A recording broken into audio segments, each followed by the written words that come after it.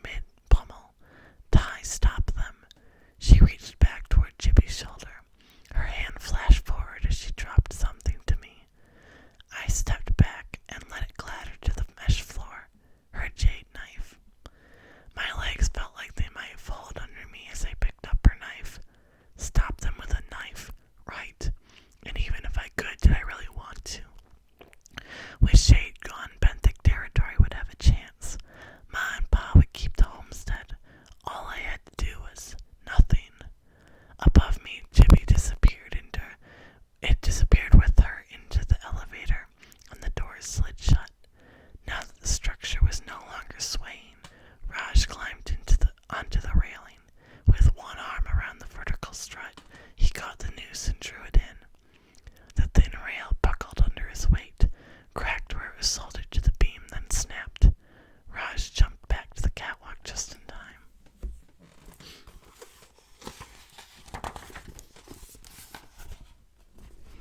Even though Lars had a heart pistol aimed at his temple, Shade shook his head as if to clear it. He was collapsing from the tranquilizer that had been shot into him, but they were going to hang him anyway, right now, without judge or jury. Raj kicked the other end of the railing. After 3 attempts, the rail broke free and clattered to the floor far below. One jagged piece remained, sticking out from the strut like an axe head. Horrified, I surged forward, but Doc gripped my arm. We're doing this for the good of the territory, Ty, to keep it going. You want your homestead, right? I did, but not like this. Raj circled behind Shade and he lifted his boot. The reality of it collapsed onto me. He was about to kick Shade off. In the split second that his boot swung back, I jerked out of Doc's hold and sprang between Shade and the edge of the catwalk. Ty, move, Raj bellowed. If he kicked Shade, he'd send me plummeting to the saloon floor below. You don't know what he's capable of, Doc growled. No, I agreed, but I see what you're capable of. When Shade edged back to give me another inch of room, I saw that under his heavy lids the outlaw's eyes were bright. The tranquilizer hadn't affected him nearly as much as he was pretending. Above us, the elevator doors slid open. It was all the distraction I needed. As the men glanced up through the grill, I raised the jade knife. Kneel, I hissed. Instantly, Shade fell to his knees, tightening the rope that ran from his neck to the girder. I slashed at it while trying to keep my balance as boots pounded 2 catwalks up, making the whole structure jump. Still I sawed, acutely aware of the drop below behind me. Finally, the knife broke through the last strand of rope, and Shade sprang to his feet. I spun only to find myself looking down the barrel of a spear gun. Step aside, Ty, Doc commanded. Beside him stood Raj and Lars, their expressions suddenly worried. Bring down a judge and I will. I glanced back to see Shade step through his arms as his hands were now tied in front of him. Son, do what Doc says before you get hurt, Lars said, sounding anxious. If he were like any other outlaw, Doc took aim at Shade. We could go by the book, but he isn't. Gemma appeared at the top of the stair ladder with Pa and Chippy on each side of her. Others crowded behind them. They wouldn't make it down the 2 stair ladders in time to stop Doc from shooting. That instant, Gemma gasped and I sensed Shade vanish behind me. I whirled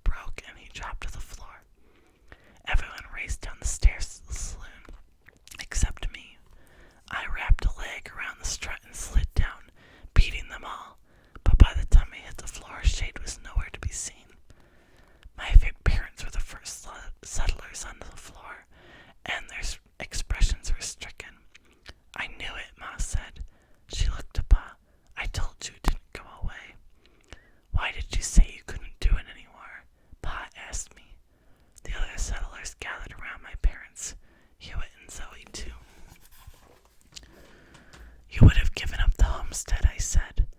Ma looked close to tears. It's just a house. The ocean is my home. Die, Pa said. Living down here isn't worth it if. There's nothing wrong with me. I'm like any other kid except I have this gift. Behind me someone clapped, slow and steady. I turned to see Shade, the translucent dark green version, leaning against the window where he must have been all along, hidden against the back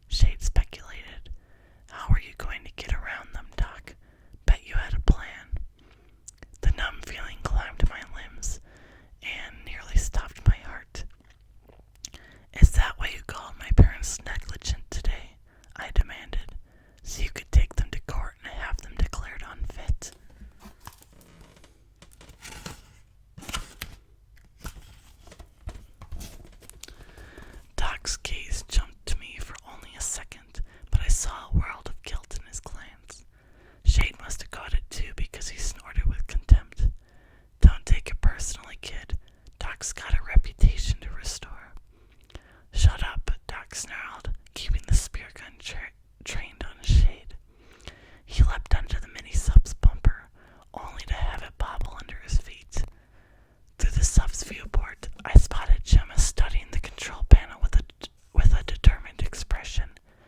She shoved the joystick forward and the sub took off, sinking as it went. The sudden propulsion sent Doc tumbling backwards, and with a thunderous splash he hit the water.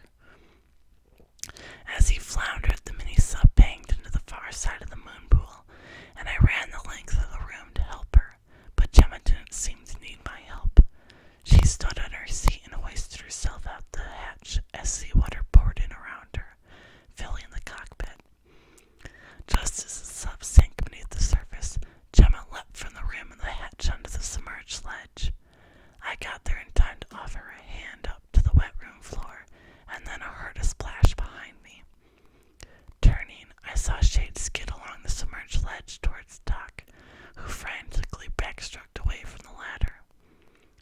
Most of the boys can't sleep, Shade murmurs as he circled to head off Doc, who was swimming for another ladder.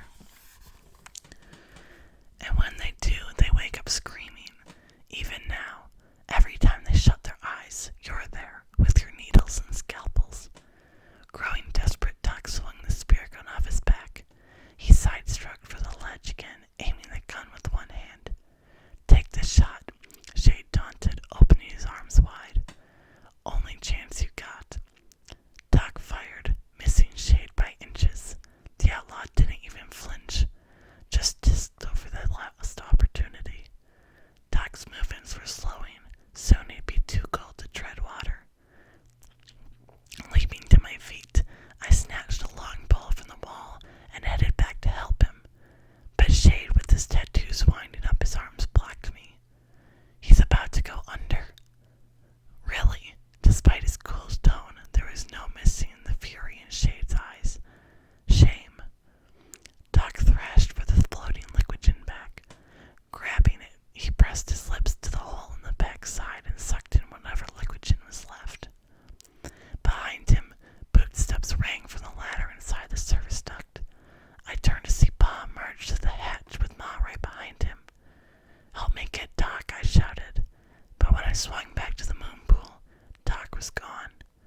I ran to the edge and scanned the dark water but saw no trace of him. He'll get 10 minutes off a hit of liquigen, maybe, Shade said, as though offering consultation.